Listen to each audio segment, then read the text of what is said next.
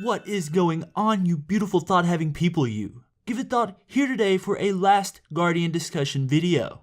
And the reason I'm doing this video today is because it's been a slow news day for the games that I usually cover, like Final Fantasy 15 or No Man's Sky. So I just wanted to take a look at this magnificent beast from The Last Guardian and figure out what it might be and what it emulates from the real world. And in doing that, I wanted to examine it as closely as possible in the shortest amount of time. Not because I don't want to be thorough, just because we don't have that many details on the creature yet. I did a little research expecting to find a real-world counterpart, but I found none. Not really, at least. That'll be coming later. And also, I couldn't find a concrete explanation for the creature from the creator of the game, Fumito Ueda. The most we really know is its name, Trico. And no, not like the Pokemon. It's spelled Trico.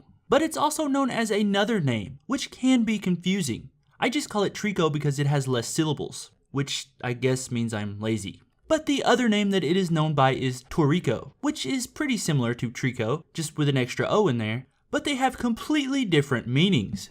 Starting off with the one I prefer, which is Trico, it can be separated into two parts, tri and eco. And this really makes sense for a name because tri means three, and eco was the first game by this company, Team Eco, which is now dissolved.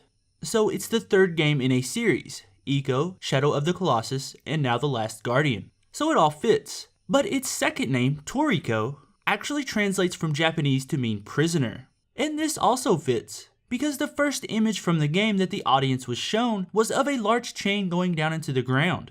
And then it was revealed that the chain was attached to the creature, so it was a prisoner. So who knows what name will be canon in the end. I just prefer Trico because it's shorter.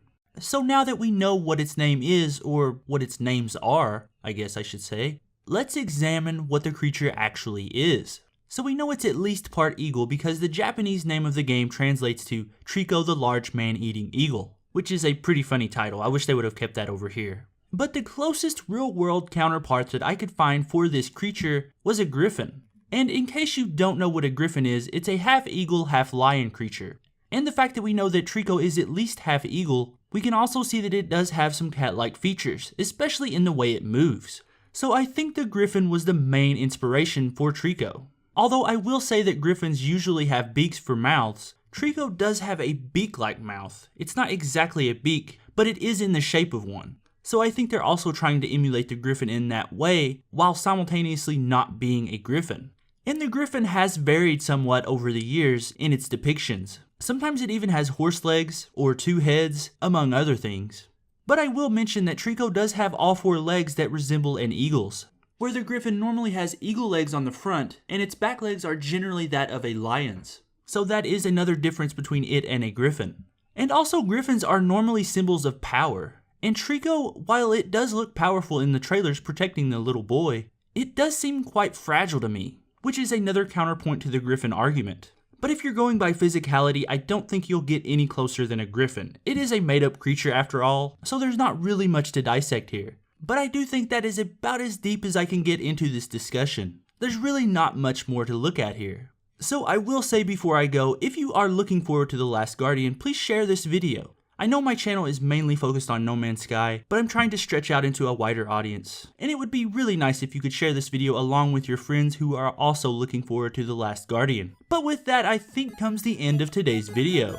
If you enjoyed this video in particular, why not check out my other video on The Last Guardian where I go through the whole development cycle of the game. I go into some depth in that one and it's pretty interesting, so go give that one a watch. And also, if you are new here, why not subscribe? If you want to stay up to date on all the news with No Man's Sky, The Last Guardian, and Final Fantasy 15, as well as others, you'll find no better place than this. So smash that subscribe button for me. Alright, I think that's it for me today. Thank you so much for watching, and remember, give thought to everything.